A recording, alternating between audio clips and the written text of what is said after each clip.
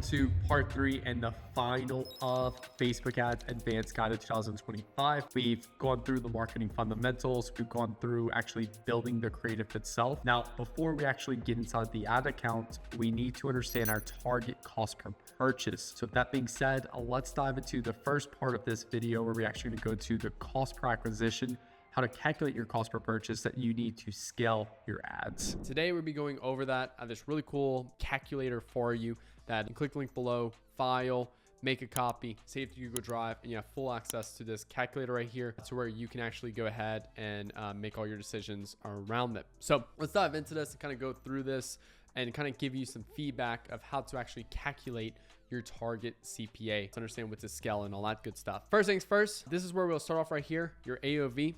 And all you're going to do is just go look back at the last 3 months and what's your average AOV over the last 3 months.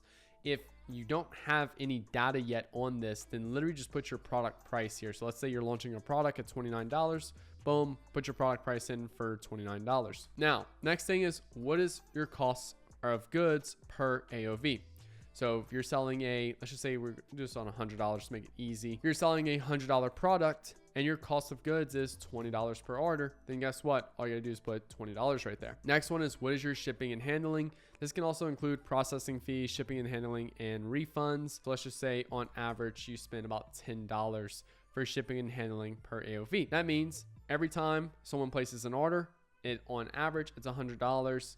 And the landed cost per AOV is about $30. This gives you $70 of margin, gross margin. Now, I only want costs that scale as the ad scale. So in terms of like warehouse space, and you pay a flat fee on that. I'm not worried about that with this because that percentage of sales is going to be greater right now at low spend, but it's going to be significantly lower at higher spend. Whereas cost of goods and shipping and handling doesn't really change. So I only want cost that, go with per order right now. Obviously, it won't be your true profit, but it's going to be your gross profit before like warehouse space, before you have to pay your team. Because, if you spend, like I say, if you spend 10K a month on warehouse space a month and it doesn't change whether you do 2K a month profit or 100K a month profit, that percentage is going to be significantly different here. Now, next thing is we have our calculated gross break-even CPA, $70. Break-even CPA can also be your total margin. It's also going to give us our break-even ROAS, which is 1.43. Now, some other metrics I'll look at right here is your 6-month LTV,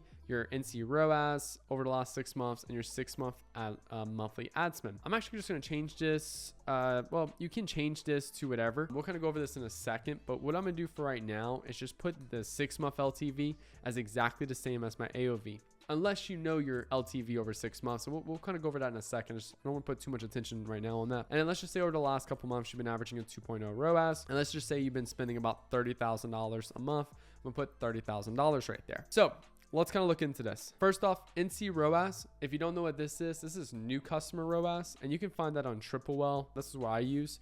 I don't really know any other ways to find your NC ROAS. I just know it's easy to find on Triplewell. That's your new customer return on ad spend, not your returning customer return on ad spend. So it's being very clear there. So what's the ROAS we get for a new customer? Now we're spending $30,000 a month, gross margin of 70%, $60,000 in revenue is what we'll make. Total cost of goods and shipping and handling, about $18,000. We're left with about $12,000 of profit per month. Now that's not good or bad. It's just a number. And that's the first thing you need to understand with all of this. That is just a number right now. So let's look at this and kind of start understanding all the variables we have and how do you actually pick a CPA. So let's just say, for example, like this is fine with us. And again, it's not bad or good. It's just a number. So why would you want a higher number or why would you want a lower number? So for example, all right, well, let's say we want to maintain $30,000 a month in spend, but we scale at a break even.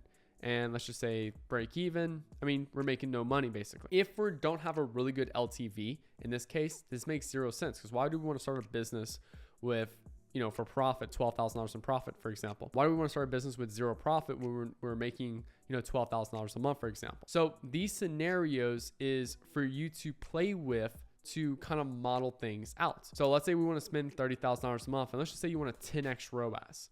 You'll spend $30,000 and get a 10x ROAS, you're making 180K a month in profit. From a realistic perspective, that's near zero. So that's also another thing. Because you have the freedom to change the different ROASs, that doesn't necessarily mean is that realistic or not.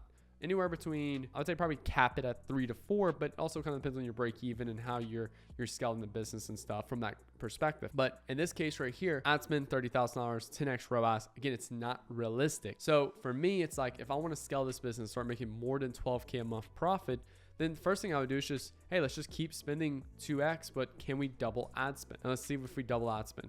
Boom. Now we start making 24K a month profit. And then guess what? We could just keep doing the same thing. Let's say 2x, but now let's spend $100,000 a month. Now we make $40,000. But here's the reality.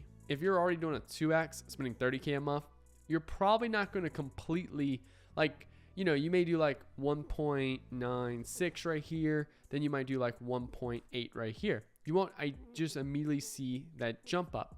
And this is where we start looking at LTV in mind. Now, I'm going to move this to 1 month LTV just because a 6 month LTV is a little bit more difficult to look at. Let's see, 1 month customer value. So this is 30 to 60 days after someone purchases from you, not 0 to 30, but 30 to 60 days. So for example, I'll give you all a great example, which is my ebook. So my ebook I scale at is $29. Cost of goods is 0. Shipping and handling is 0. So I make 100% profit on it. Now with this, I have a point, I think it's, let's see, 29, 30 divided by 40. I got a 0.75 ROAS on my ebook. It costs $29 and I scale at a $40 CPA. And I spend about $30,000 a month on it. Well, actually a little bit less than that. I spend more like 10K a month. And then the goal from here is how do we make money on that? So I do about a 5x ROAS on that 10K, even though month 1 is terrible, but because the LTV is so good, that's where I start to see a significantly better return on ad spend.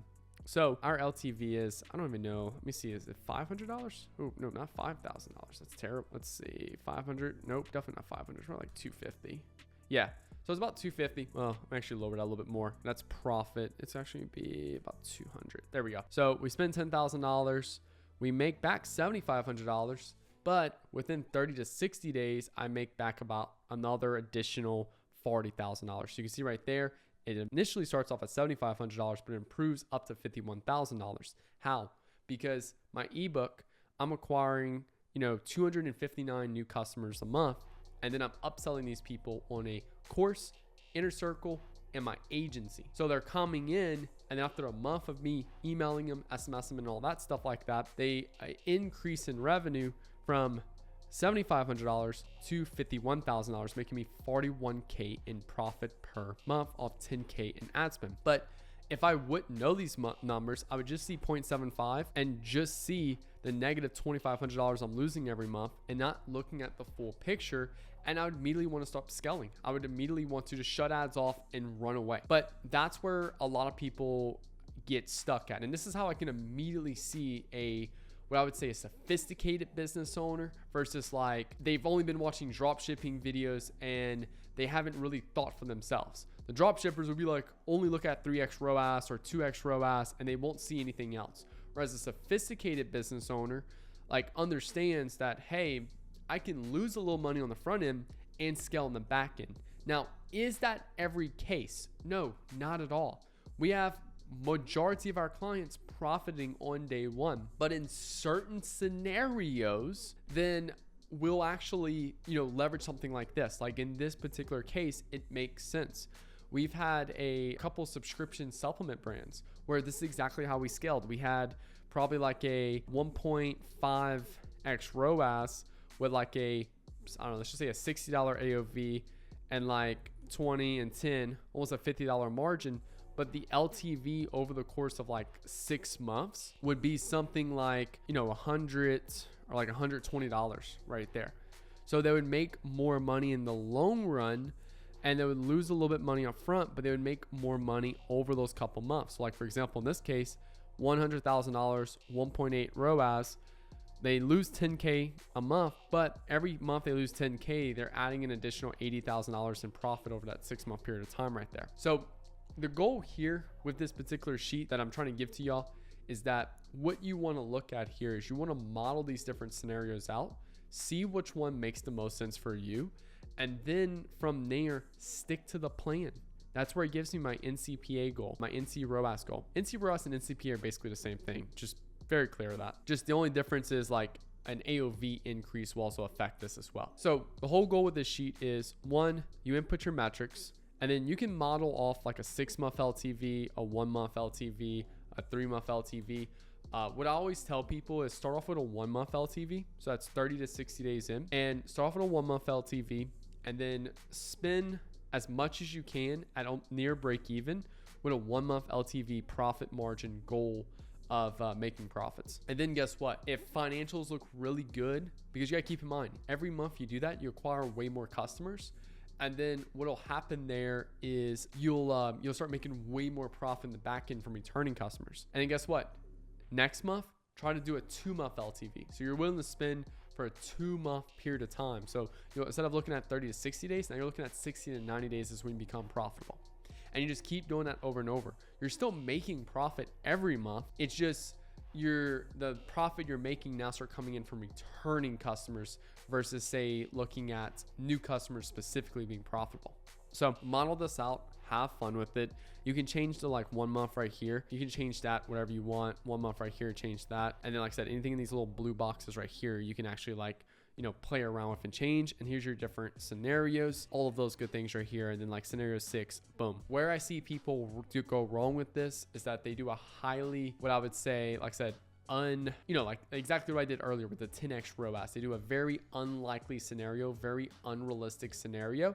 And when they do that, they get butthurt because they can't hit that and they feel like Facebook ads don't work for them. So model out the data, basically make your own scenario based off of you. And then this becomes your North Star for scaling the business. And hopefully this helps you out. Hopefully this gives you some actionable data, how to calculate your target CPA, set up a plan and spend by it, test the plan. And then from there, modify the plan a little bit. Maybe you thought you could scale at a 2x ROAS, and then you start scaling at a 2x ROAS and money's a little tight. And then you're like, hey, let's spend a little less and try to hit like a 2.5, as long as that's realistic for you. And then let's start scaling up at a 2.5, and that might be better for you.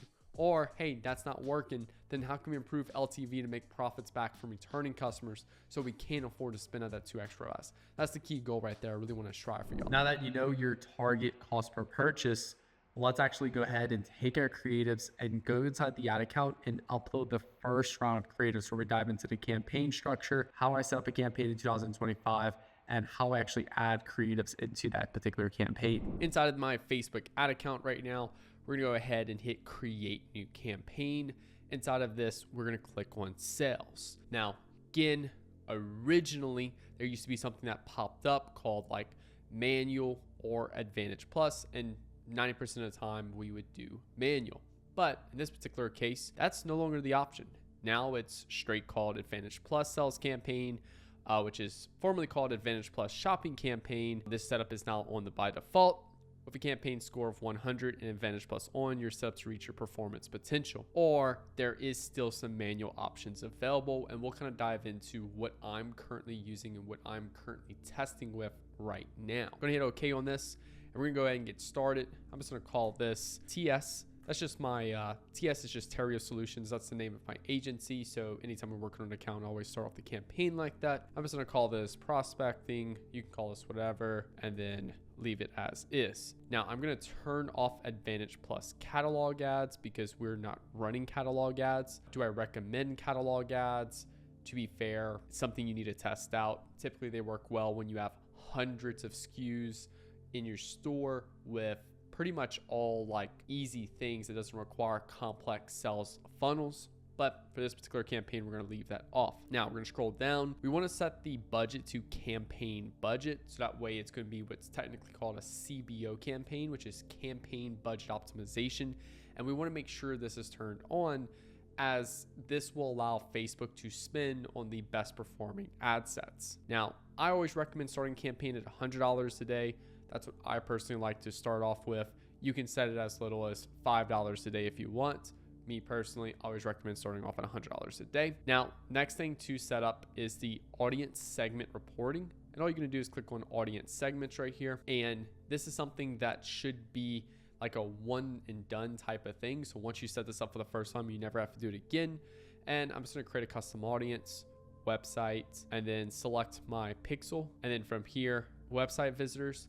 I personally like website visitors 30 days for the engaged audience, just because pretty much anyone outside of 30 days pretty much forgot your name. And I'm just going to call this TS website visitors 30 days. Just need to make sure that's labeled right because it's this particular pixel. Create audience, done. And then the next thing I'm gonna do is click on existing customers, create a custom audience, website, next. Gotta make sure it's the same pixel. I'm gonna do purchases, and I'm gonna do 180 days. TS purchase 180 days. And I'm gonna call that NT pixel just because I have 2 pixels on this account. I'm gonna confirm that. And there we go. Now, if you just simply refresh your screen, usually it'll go ahead and like reset it for you and give it a second. And then there we go. So now we have our engaged audience and our existing customers. I'll share a little bit more information about that once we get to that, but it's basically a reporting column setup that makes it easier for us to see if purchases coming from existing customers or purchases coming from engaged audience, or is it new customers, which is super, super valuable to understand on the platform. Now, go ahead and click on next. I'm going to name my ad set. Usually for me, I name my ad set the batch number for this particular creative test, as I do 3 creatives per ad set. I don't really have a batch number because I'm just doing this as an example. So I'm just going to put a random batch number like that. USA, male plus female, because that's what I'll be targeting. 18 plus, broad, because that's all I do is broad targeting.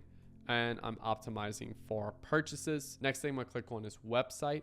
Now, you technically could do website and shop if you have your shop set up. I do not have shop set up, so I'm just clicking on website. Next thing is I'm gonna do maximize number of conversions. There's maximize number of value of conversions. There's a couple of these other ones, but for me personally, I do maximize number of conversions. Then I'm gonna select my pixel that I wanna use. And then for here, I wanna select purchases. Now, something important to understand is because there's still people that ask me, should I do landing page views? Should I do add to carts, initiate checkouts? Even if I'm starting off on an account with 0 data, I'm still optimizing for purchases. And that's because the way Facebook works is that they automatically categorize people into these different standard events. So if you want purchases, optimize for purchases. If you want add to carts, optimize for add to carts. If you want website traffic, optimize for website traffic. Due to majority of my clients being either lead gen or e-commerce, we're optimizing 90% of the time for purchases or leads depending on the client. Now, I personally don't do cost per result goal. I have videos on my channel why, but long story short, it restricts the algorithm from learning. So I don't do cost per result goal. I don't do cost caps. I don't do bid caps. Me personally, I always get auto, works the best. Attribution setting, I don't touch this. Start date. Typically, anytime I launch a campaign, I like to start it at midnight. So like technically today, right now, it's Sunday at 2 o'clock in the afternoon. So I'm just gonna click on Monday. I'm gonna type in 12, boom, boom, and then AM. So that way it launches at midnight. I never select an end date, so that's fine. Budget scheduling, I don't do that either. Now, for audiences here, this is where a little bit more kind of goes into the actual targeting side. Again, I do broad targeting. That means I don't do any interest. I don't do any lookalikes. And I also don't do any retargeting audiences. I do still run retargeting ads, but I put it as the same audience as my top of funnel creatives. That's because I believe the algorithm uses the creative and all the data in that creative to target your customers, and it optimizes around that. So when I look at this audience section right here, I have advantage on. This is default now. For me, 90% of our accounts, I'm just leaving this on. I'm not touching it. I'm not leaving it off. So only thing I have to do here is just select the country I want to target. This campaign, I want to target USA. So I'm just leaving USA in here. Yes, you technically can add other countries in here and group those up into one campaign. I personally like to do one country per campaign, because if I want to scale to other countries, I don't have to edit this campaign. I'd rather just leave this campaign optimized and rolling. And if I want to scale to a new country, I just simply create a new campaign. It makes it easier from a long-term perspective versus just toss all the campaigns in one campaign and let it run. So for me personally, I'm leaving this on right here. And again, if you need to target another country, you can go ahead and do that. Now, the particular product I'm gonna be selling can be anyone. So I'm leaving as minimum age 18. We have some clients, for example, that legally can only sell to 60 plus due to like certain things. So like we have to do 60 plus. We've worked with clients that are in the alcohol and like cannabis niche where we had to target 21 plus. So 90% of the time, I'm just leaving it 18 plus, but there will be some exceptions when we're working with a product that has legal standards where we have to target a certain age group. Custom audience exclusion. Here's where I'll go ahead and do like purchases. And we just did a purchase one right there. So I'll do purchase 180 days. To be fair, I notice very little impact of purchase 180 days on or off. So if you have never done this before, going add this to your ad sets is going to make really no significant impact. I do like this though when we're working with clients that have a large amount of SKUs and products on their website. And that way we can keep ads from hitting those returning customers. So that way only email and SMS can bring returning customers. So that way we can keep ads focusing on new customer acquisition, which is the whole goal of running Facebook ads. All languages, I'm gonna leave it as is. Suggest an audience, again, nothing I need to do here, and that's it. Now, there will be scenarios where we may need to click this button called further limit the reach of your ads. And I'll do that just to show it to you guys. But basically, it'll basically say, hey, only switch setup if you need to limit your ads to reach to a specific age, range, gender, or custom audience. And you just simply click switch setup. Now, in what cases would you need to do this? So for example, I would launch an Advantage Plus campaign as is. Now, let's say, for example, we have like one of my students is marketing to females only. And yes, like pretty much anyone can have the product, but dominantly like females only. If we're getting a ton of men starting to get impressions served to that particular ad, and because it's just a woman in the ad, and that's why men are seeing it and wanting to look at it, then we may have to come in and actually switch this setup to where it's only on female. But what we're doing right now is 90% of the time, we're just launching as is. And then if there's a gender that's taking overall spend with horrendous cost per acquisition, then we'll come in and actually manually remove that gender and switch to the, further limit your reach of your ads. But right now we're keeping on Advantage Plus. So I'm just going to leave that back right there. Now placements, I always just leave Advantage Plus placements on. That's nothing new for me. So now we're going to go and click into next. Now I do one flexible ad per ad set. So I'm just gonna call this number 100. I always start off at like 100 in my naming because it just makes it easier from a long-term foundation perspective. Then you just go click your Facebook page, your Instagram account. Now I'm gonna go to creative source, manually upload, and then I'm gonna click on flexible. So each ad set I create has 3 creatives. These are gonna be 3 videos or 3 photos. And the difference here between each of those videos or each of those photos is the visual hook, not the text hook, not the script. So I'm gonna go and first show you guys a image one where I'm just gonna click on upload, and I have 3 images right here. I'm gonna show y'all as an example and get these uploaded, and there we go. So now we have our 3 images uploaded.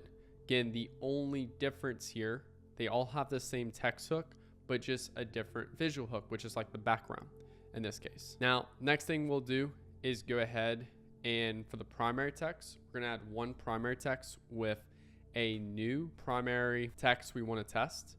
And then we're gonna do old winning primary text. And then for a headline, we'll do a new headline, and then we'll add a text option and we'll do an old winning headline. There we go. Then I'll add in my website URL. I'm starting to leave on Advantage Plus creative optimizations. I'm not seeing any impact leaving it on or off. So I'm just leaving it on just because I'm tired of having to turn it off. And then I'm just going to go ahead and click on shop now. If I'm using a tracking software like Wicked Reports, Hyros, or Triplewell, dominantly we use Triplewell for all of our e-commerce clients. I'm gonna go ahead and put that URL parameters right there. So this is how we set up an ad creative. Now I'm gonna show y'all a video version. I'm just gonna click on this and duplicate it.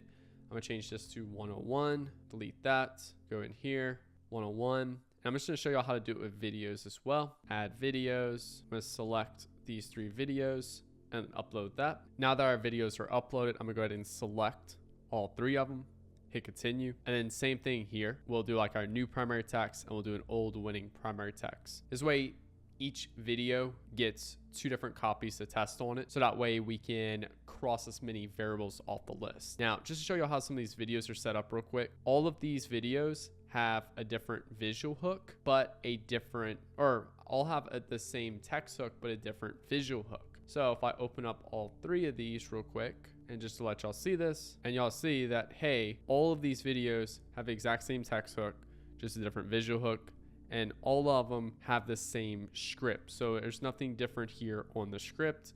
And just to let y'all further see this a little bit, they all basically do the same thing. So I just wanted to make sure y'all are very clear on that. I'm just changing the visual hook of each video, and then the rest of the video is exactly the same. All right, cool. So now that all this is loaded in, then obviously I would go ahead and hit publish.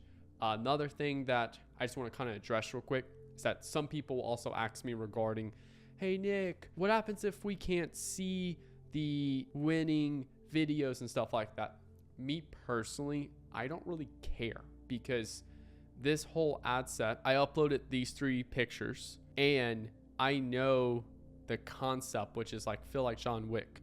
So for me personally, if those take off and work really well, then all I'll do is just go ahead and, oh hey, the feel like John Wick headline worked well. I'll go create maybe some different variations of this where it's like, hey, feel like John Wick, and then I'll have some different colored cabinets, different backgrounds. Or maybe I'll go ahead and feel like John Wick worked. I'll go ahead and take this exact one and I'll create some more versions with like other notable people that people look up to. In this particular example, the military niche or gun niche. So for me personally, it's like, it's not really important, because if I have a winning ad, it doesn't really help me much, because I know the headline, because that's the only headline I used, or only hook I used. And from there, now my new goal is, what are other hooks I can find? So since this hook worked, I'm not just going to keep reusing it, because that's where a lot of people fuck up at, is they keep reusing the same hook over and over and over, and it creates no net new winners. So for me, it's like, cool, that hook worked.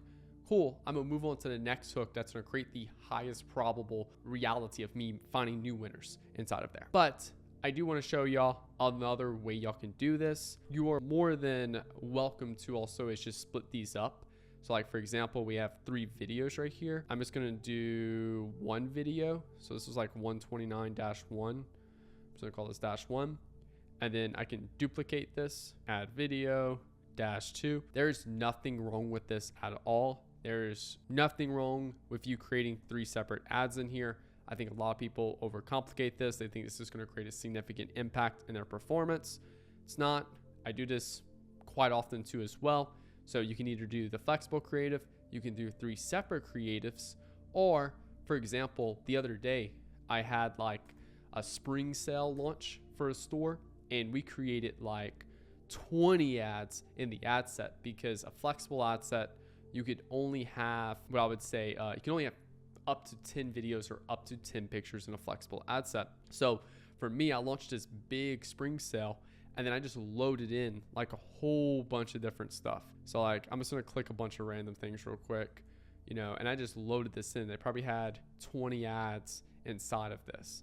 So that's another thing that I have done, just giving y'all clarity on that.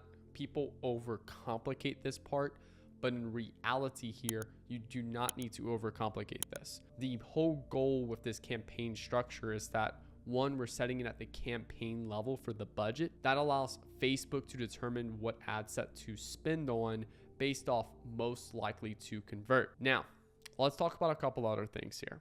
Number 1, Facebook does not care about your target cost per purchase. So there will be times where Facebook will spend more on an ad set that you launched with a worse CPA than an ad set that has a better CPA but barely any spend. Facebook doesn't care about your cost per purchase goal. Facebook needs to be able to take all those ads you gave it, and it's going to spend the most on the creative that can reach the most people, that resonates with the most people. The ad sets that resonate with the fewest people, that's the creative resonating with people, the fewer the people that resonate with that particular creative right there, Facebook's going to spend less. Now, there could be in times where it's intentionally made to spend less on that creative for example, through retargeting. In retargeting, we created this ad set to specifically reach a small group of people. Now, I'm not setting a retargeting audience in here. I'm just simply uploading creatives that's meant to speak to a lower funnel audience. Because I uploaded creatives that speak to a lower funnel audience, it reaches less people. So Facebook's going to spend less on it, and it's going to have a really good cost per purchase on it because it's converting a few people in the low end of the funnel. There's no way we could spend a ton of money on that particular ad set because it just simply wouldn't have enough people to reach or resonate with. Now, for our higher top of funnel creatives, this is going to be your solution aware, your problem aware, and your unaware stages of market awareness. At these particular stages right here, Facebook's going to spend way more money on those. Now, how does Facebook determine to spend on what ad set and what ads? Every time you create a Facebook ad creative and you launch it, those first couple impressions, Facebook's going to watch out for. Hey, are people swiping past this creative, or are people stopping to look at this creative? That's the first level of just judgment. If a lot of people swipe past a ad in the early stages, Facebook will not spend money on it. If a lot of people are stopping on your ad to watch it or look at it, then what's going to happen here is that Facebook's going to spend more money on it. Now, the second level is, okay, a lot of people are stopping to scroll on this ad. Is there enough people to go ahead and spend money on this? So for example, the percentage of people that are neuro brain surgeons versus the percentage of people that are construction workers. There's significantly more construction workers. So if we put an ad for construction workers and an ad for neuro brain surgeons in the same campaign, the construction workers ad would get way more spin because there's a lot more people out there that will resonate with construction workers. Whereas for brain surgeons, there's very few of those. So it's going to get way less spin. This is very important to understand because what a lot of people will confuse this as is, oh, Facebook's spending more construction workers, and because of that, it's not converting, and like the construction workers ad's crushing. But it's just reality is that there's more spin that can go to construction workers. There's substantially more people to reach. Now, the next thing to talk about is scaling and also adding in new ad sets. All I do is, assuming this campaign's launch and live and stuff, I'll just come in and keep adding in new ad sets with creatives into this campaign. And if I want to increase the budget, for example, I'll literally just come inside of here and I'll just go and increase this budget by 20% a day. Go watch my YouTube video, How to Scale Facebook Ads in 2025. I go over our specific scaling strategy with how to increase budget and why I personally prefer 20% a day. Now, all I'll do is just keep adding in new ad sets in here with my new creatives. And for the most part, I do one product or one product category in one country per campaign. So you choose one product or one product category. The reason why I say product category is because you may be a clothing brand with a t-shirt collection, and then, or you might be someone like me who sells like my ebook or like my inner circle, which is two completely different products. And then I always do one country per campaign. Now, as far as adding in new ad sets, you can add as many as you want. I do not have a number anymore for how many ad sets live at once. I do not have a number anymore for the number of ad sets I add in on a weekly basis. And the only time I'm turning an ad set off is on a 7-day window if it's negatively hurting the performance for the campaign. And then from there, if I turn off something that's hurting the campaign negatively and it further worsens results, I'll just turn that ad set back on. Now, as far as adding in new ad sets, yes, I do not have a cap anymore for how many ad sets you could add in. And I will no longer turn off ad sets on a 7-day window. I'm just leaving them on. So that way, if something doesn't get spin within the first 7 days, it still has opportunity to earn spin down the line. Now, as far as unlimited number of ad sets you can add on a weekly basis, there's a good thing and a bad thing. This is a good thing for people who actually go and practice all the marketing fundamentals I teach and go build high quality creatives every week that are strategically positioned. This is a terrible thing for people that just sit there and rip things offline and throw things at the wall and hope something sticks. It's terrible for those people because those people, one, are impatient. Two, they're just throwing random shit at the wall and they're not having any strategy to this, so it just won't work for them. Whereas the people that are actually properly practicing all the high level marketing psychology and consumer psychology that I preach on this channel and actually building creatives with intention each week. You're not going to go build 100 creatives in a week unless you have a massive team that'll probably cost you 25, 50K a month. So you're probably realistically only going to still fall into about 3 to 6 new concepts a week. And that's just based off your own capabilities and manpower on your team. Now that you know your target cost per purchase, how to set up the campaign, you have ads live, and now you want to know when to increase the budget or decrease the budget, aka how to scale Facebook ads.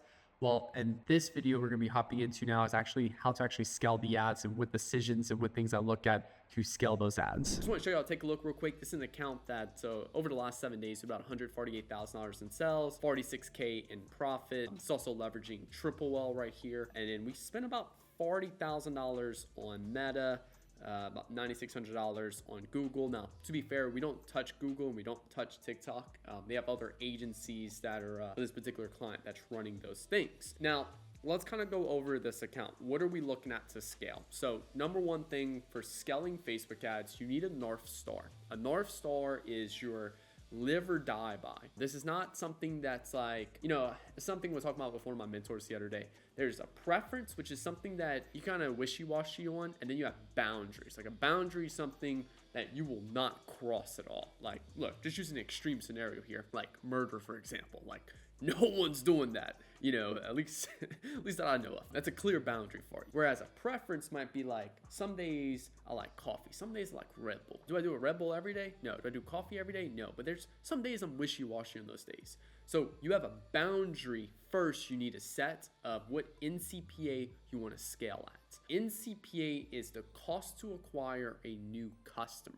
Now, I only focus on NCPA when I'm scaling because I want to leverage Facebook ads to acquire new customers for my brand. I don't want to use Facebook ads to get existing customers to purchase. Existing customers to purchase, that's where my email and SMS is for. But I only want to focus on new customers because the more new customers I acquire, the bigger the business can scale and the bigger the business can grow. Like for example, like my inner circle. When I spend money on Facebook ads to acquire students for my inner circle is $1,000 a month. And I'd say we probably only acquire anywhere between 10 to 12 new students a month, but we have like 50, 60 other students a month that are just on that auto draft and stuff like that. When I see in Stripe, oh, we did $5,000 in sales today, I need to bump up my budget for Facebook ads. But then I look, it's 5 students that just got auto drafted that day for their membership. Facebook had no contribution to that.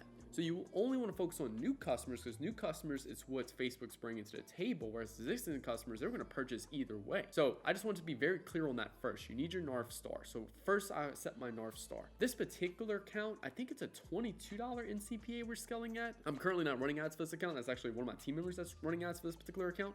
But I think it's $22 that we're actually we're focusing on right now. It's either $20 or $22. So we'll use $22 as an example for this particular video here.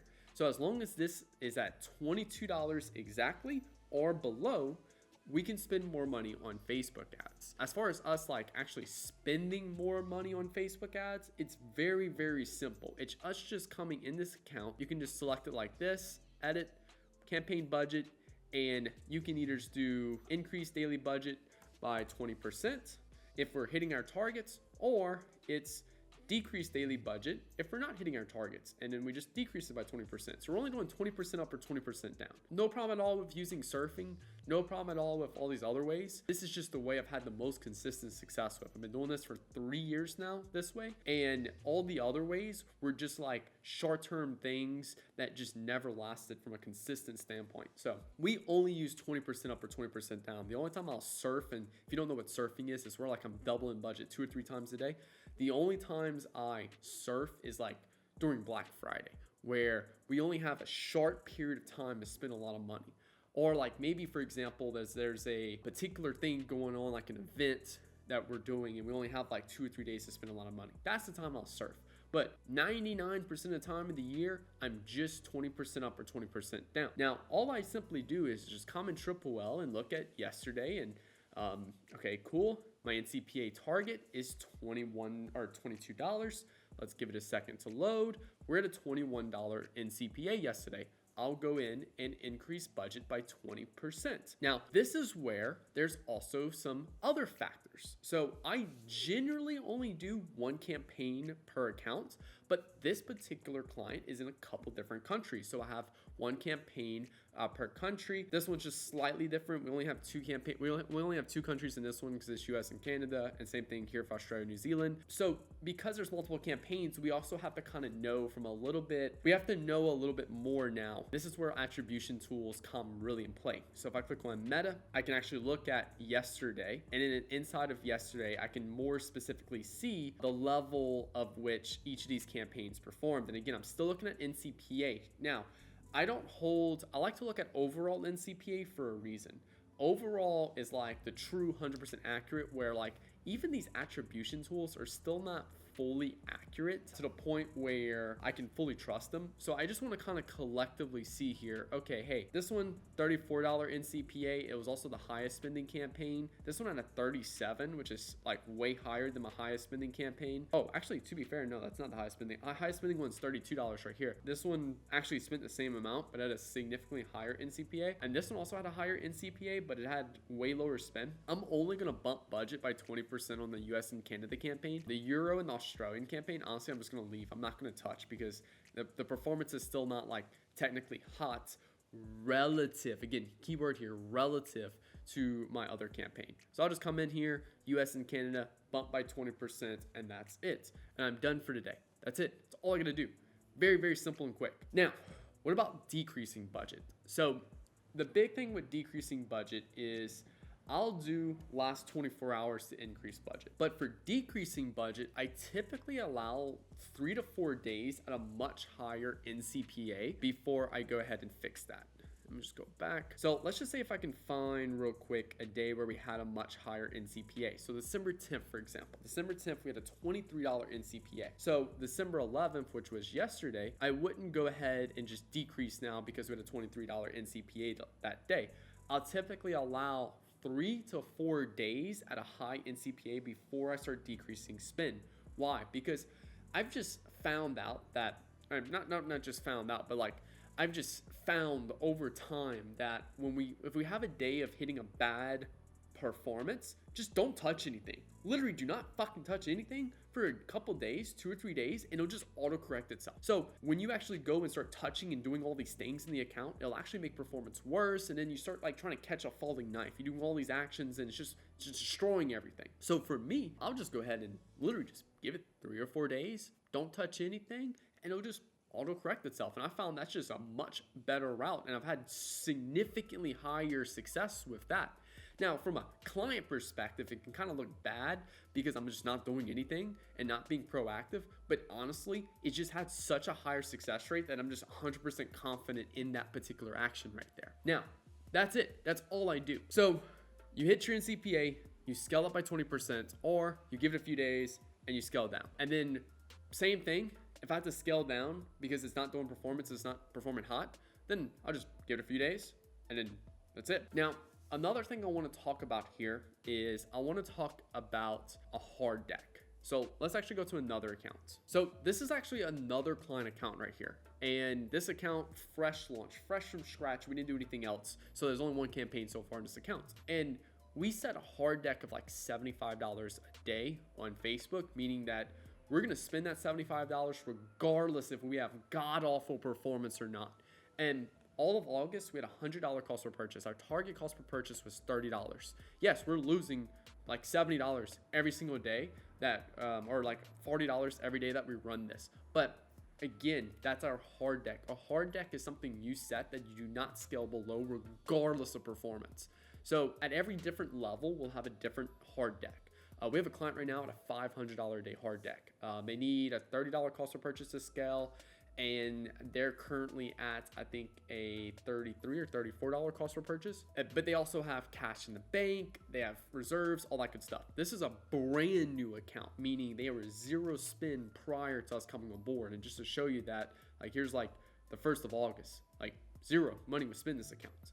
Now, what we did was all we did was just literally kept working the system. So if you look at all the way from September 1st through the 19th, you know, went from $100 cost per purchase, and all we do is just keep testing new ads and trying to find a new winning ad for this account. And I have videos on the channel on how to test new Facebook ad creatives. So how to test Facebook ads in 2025 is my most updated guide currently right now on this, and it'll show you how to test ads, creatives, all that good stuff. Now watch what happens on the 20th through the rest of the month.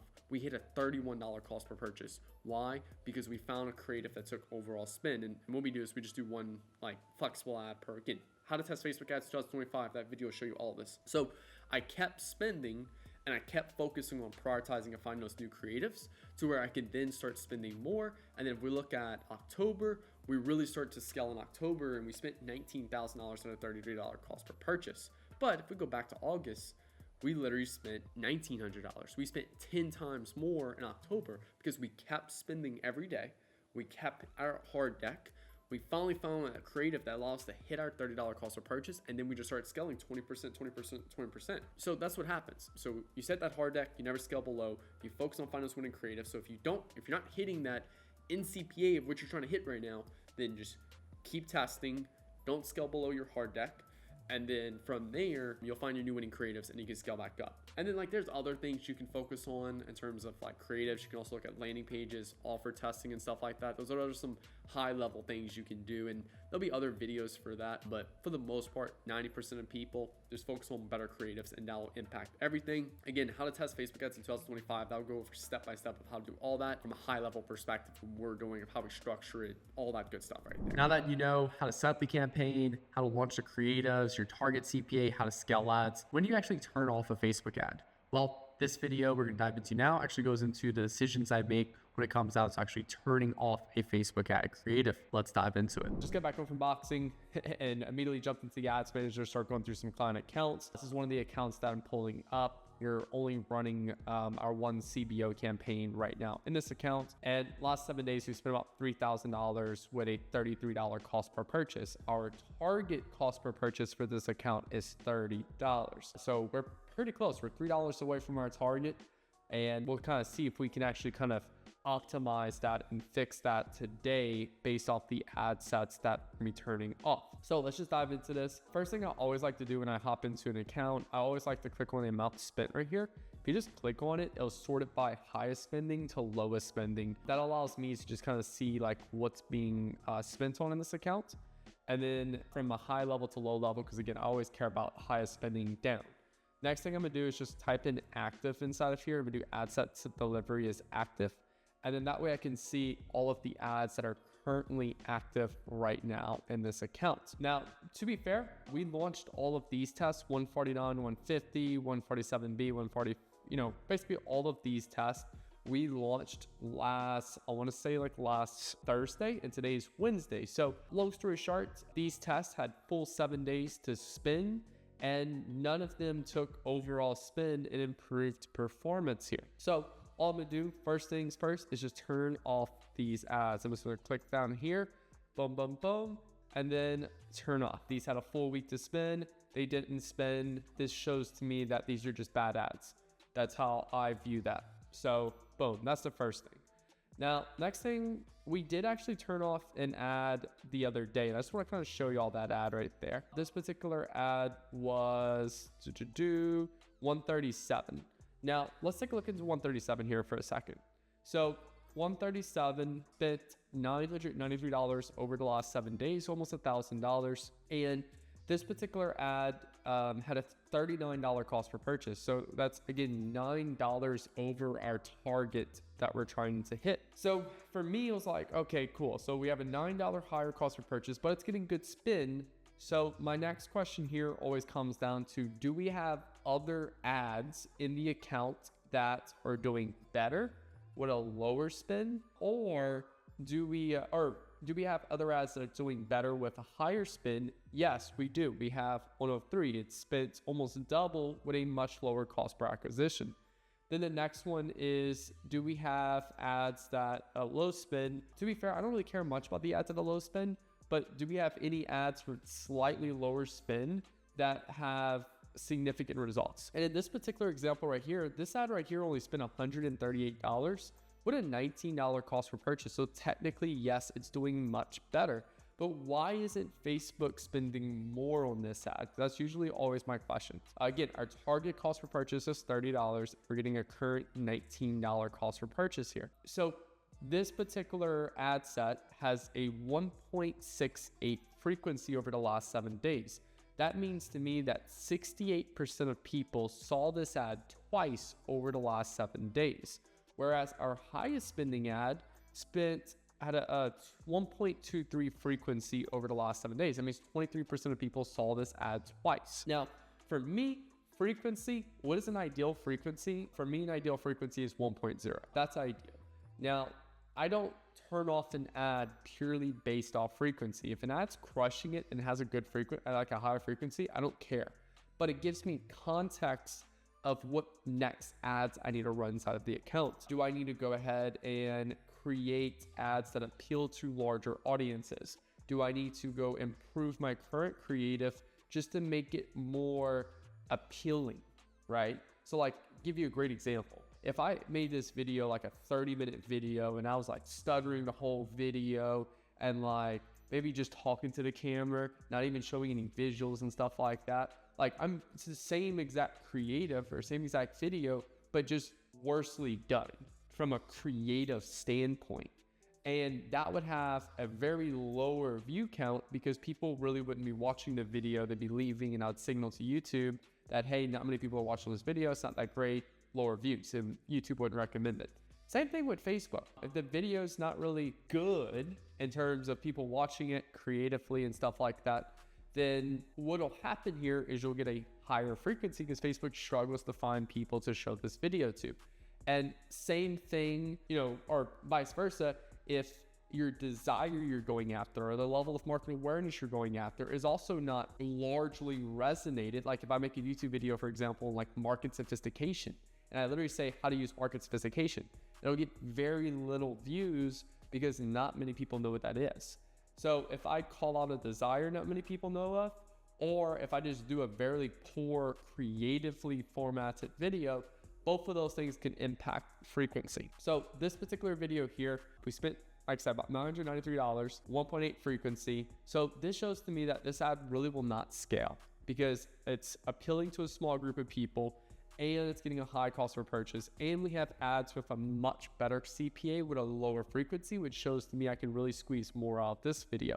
So turning off this ad set is actually going to improve things because now it can shift some of that budget into this and also can shift a little bit more budget into this one right here. Now we'll have a $30 and a $19 CPA. And just to kind of show y'all how that would impact things, hypothetically, I would bring things down to about a $29 cost per purchase versus the much higher one that we had originally.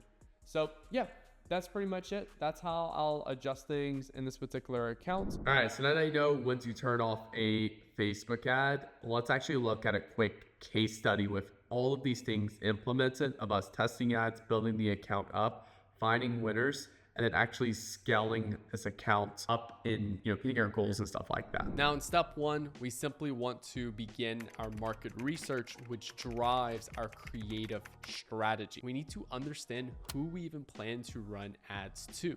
What I like to do is go to Reddit, TikTok, YouTube, and then also looking at competitors selling the same product as me. And then I have a list of questions I like to answer to uncover the key emotional driving decisions for these customers, which then allows me to go and start building out the hook. These various different hooks I create are the things that grab people's attention and then drives the rest of the creative. Now for me, the hook always starts off with the text hook, then I write the rest of the script, then I add the visuals that emulate that script right there we create. Now, once we have these hooks and these different ad concepts we want to create, we then go and start building out the actual creatives. So we'll basically have these different little ad plans, which is just basically everything that's gonna be in that script and what we want done in that particular creative. And we'll either send this to our editing team, which will then go and just use content we already have on file, or we'll send this over to a content creator where we'll pay them to film that particular video with our product. Now that we have all our creatives built out, Then we'll start moving into the technical side of the Facebook ad account setup. Now for this particular account, we're only selling one product and we're only selling in one country. This means we only need one campaign to scale this store. So I'm going to create my first campaign in this ad account. I'm gonna go ahead and hit create campaign. Then I'm going to click on manual sales campaign, turn off advantage catalog ads. I'm also going to turn on advantage campaign budget. I'm going to select a daily budget of $55. Now, because it's a brand new ad account, there's a spend limit on the account of $50. So we can't spend more than $50 in a day. So the way we get around this is by going ahead and setting a budget of $55, 10% higher than your daily spend limit. This signals to Facebook that, hey, we're trying to spend more. And if we keep hitting this for a couple days in a row, Facebook will start to increase our spend limit. Now, the next thing we're going to do is go to our ad set level. We're going to optimize for purchases. Next thing you want to do is you want to turn off the advantage audience, and then you want to select your age, gender, and location that you want to target. Next thing we'll do is we'll turn on automatic placement, and then here we can go to the ad level. Now I do one ad set per ad concept, and one ad concept for me is 3 creatives. And then I'm selecting flexible creative, uploading my photos or my videos into there. And then what I'm doing is just adding in my copy, headline, primary text. Then from here, I'm just going to simply hit publish. So over the next 12 weeks, all we're doing is simply research, create creatives, launch inside of ad account. So let's look at first 4 weeks of data inside of this account. So during the first 4 weeks, we launched multiple different creatives and we tracked performance pretty closely. Wasn't the greatest in the first 4 weeks, and we actually had a CPA of around $100 during this time. Again, I am not worried because this is a brand new ad account with no data. Now, week 5 through 8 got interesting. Now we were able to start really ramping up our creative volume during this period of time right here. And this is where we allow to really start to understand more about who and why people are buying, what some of their desires, who's the type of people that's buying inside of this account. This allowed us to start to adjust our messaging to better tailor to those people, which dropped the CPA even further. By week 6, we got down to a $60 CPA, which again, keep in mind, beginning was around 100, week 6 about 60, and then we end up at about a 30. A 30 is the target for this particular account. Now, weeks 9 through 12, this is where we finally hit gold inside of this ad account. We found a new winning ad creative that actually hit our exact target that we were looking for, which brought down CPA at the lowest possible point of $27 during this period of time right here. It's allowed us to really start to increase ad spend during this period of time, where we're doing 20% increases almost every single day. By week 12, we finally crossed over $1,000 a day of ad spend. Now, be very clear here. This is a consumable product, and this particular client is breaking even on the first purchase, and they're going to keep coming back and buying more. This whole process, which literally allowed us to go from $50 a day of ad spend all the way up to $1,000 a day in ad spend, which generated us over $30,000 a month in revenue. I hope you enjoyed the advanced Facebook ads guide of 2025. I definitely recommend you implementing everything, and hopefully it absolutely crushes for you. If you're looking for more one-on-one guidance where you learned everything and then you just want to make sure you're doing these things correctly and applying it to your ad account correctly, then click the link below to join the Inner Circle. This is a monthly program. This is not a course, and it's a monthly program where we hop on a one-on-one call each month. Me personally, no coach, no anyone else. So once a month, me and you hop on a one-on-one call, review your ad account, review your ads, and give you strategic feedback of what you should do next to scale. Then on top of that, I do a weekly group call with the other members, typically around 15 to 20 people join on that call. And I'll do anywhere between a 2 to 3 hour call, depending on the week, where I'll go over some weekly wins with the students. I'll go into a lesson and then go into a Q&A, all live group call. We may open up some ad accounts. We may look at some creatives. Just each week we do that. It's Friday at 1 p.m. Central Time that I do that. It's on a Zoom call. Now, the last thing, you also get a group chat with the other members, about 75, 80 members at the time of this video that I'm filming. And on that group chat, that's where, people just ask questions throughout the week, other students, and then I give feedback one-on-one in that group chat right there. So I answer all the questions, get no other coaches or anything like that. So if you're interested in that program, then click the link below to take a look at the inner circle, and I'll see you on the inside. Thanks for watching.